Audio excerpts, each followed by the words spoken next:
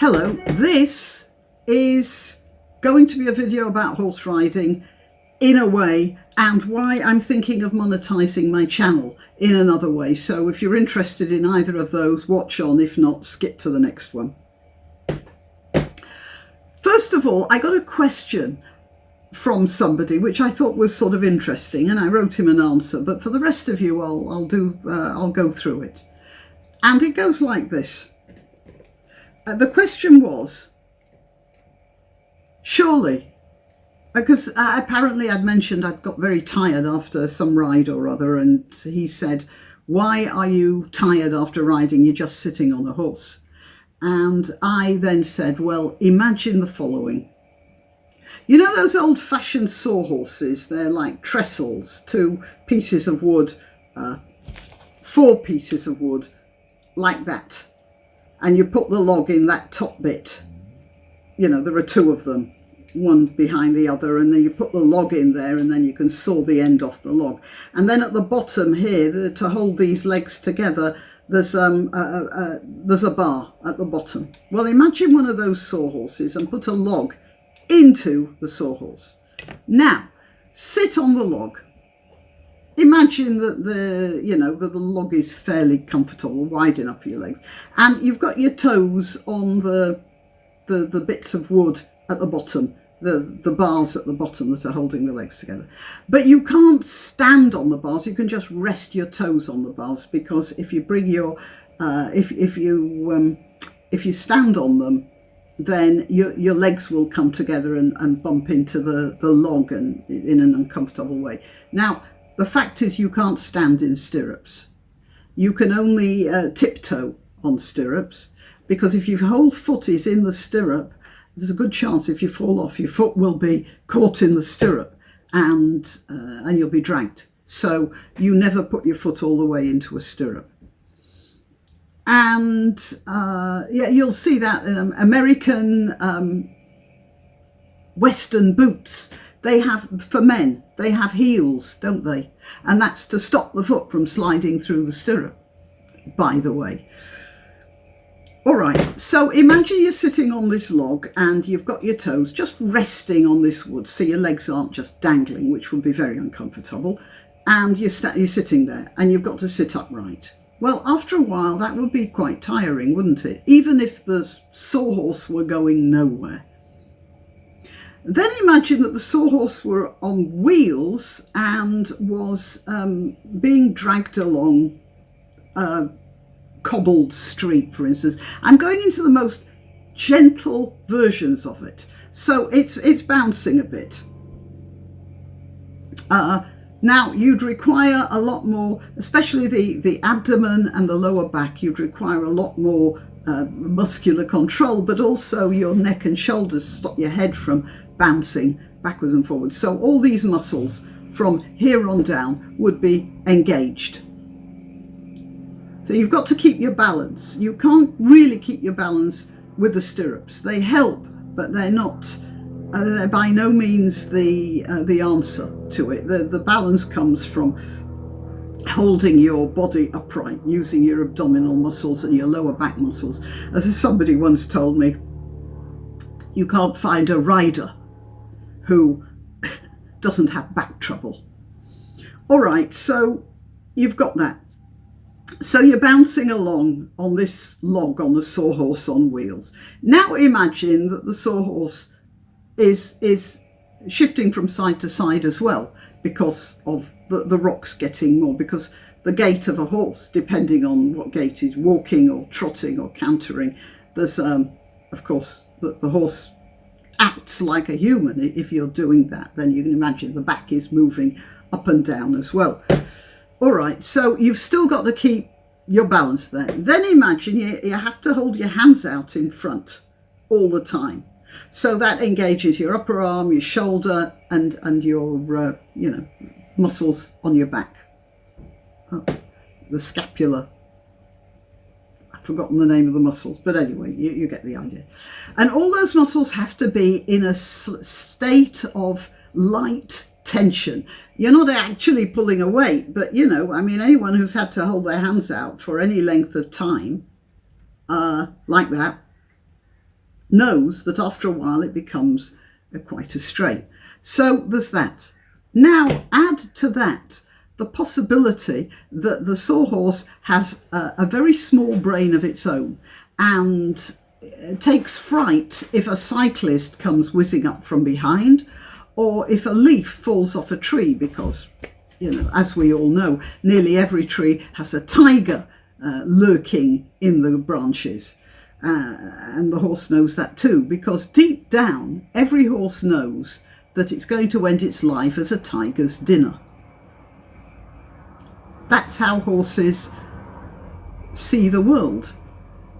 They know their food, and their job is not to be food for as long as they can.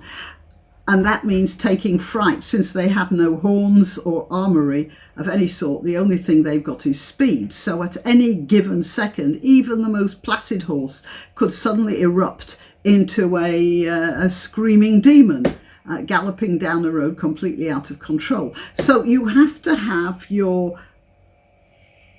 every muscle ready for the possibility of that happening. That doesn't mean you're in a state of nervous tension. It just means you are in a state of light tension. And if you're out riding, this state of light tension could be in, you know, an hour, 2 hours, 3 hours. And it's not like you can relax. There've been occasions, for instance, when there's been something wrong and part of the boot's been rubbing my leg and there's just nothing I could do about it. You can't just say to gravity, hang on a minute while I sort this out with my boot. You are very subject to gravity when you're on a horse's back, and if you do become subject to gravity unexpectedly, you could be very seriously injured. So that's what horse riding is all about.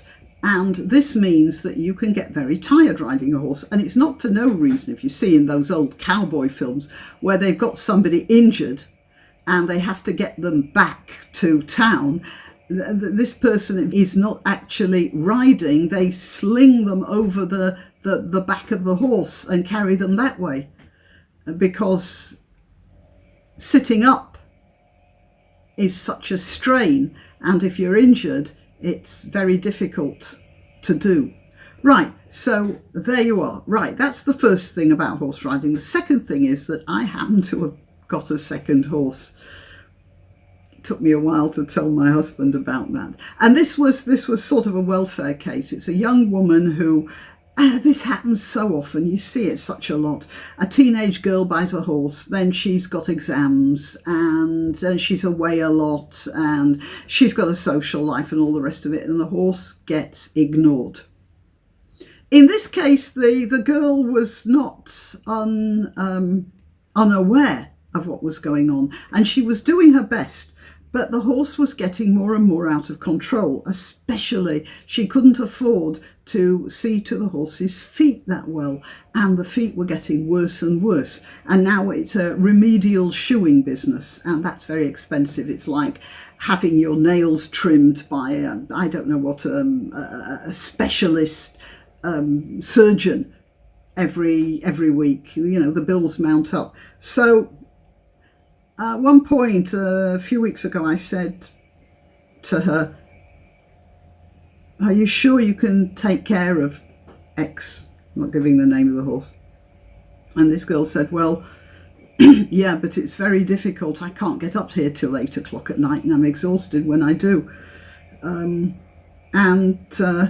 then a few days ago, she said, do you want to buy my horse? And now the point is, she was offering the horse to me because she couldn't sell her to anyone else. That is, I knew the horse. I knew it had a sweet nature and was a really nice person. But if I were a stranger and just came into a stable to buy a horse and I saw the state that horse was in, I'd just look at it and turn around and go straight back. Because I didn't know the horse. It could be a right cow. But, you know, there were so many obvious problems that it's going to cost an awful lot of money to get her right, even before she becomes rideable again. But because I knew the horse was a nice horse, I took her on. So now I've got this horse that I've got to get right. Now, this is not, by the way, an appeal for money, because if anyone gives me any money, frankly, it won't be enough.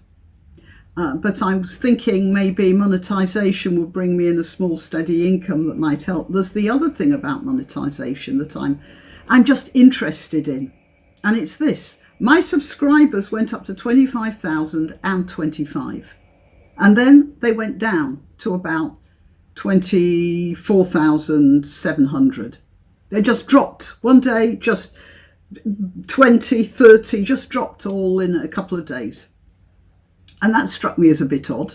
And then it crept up again to 25,025, and then it dropped again.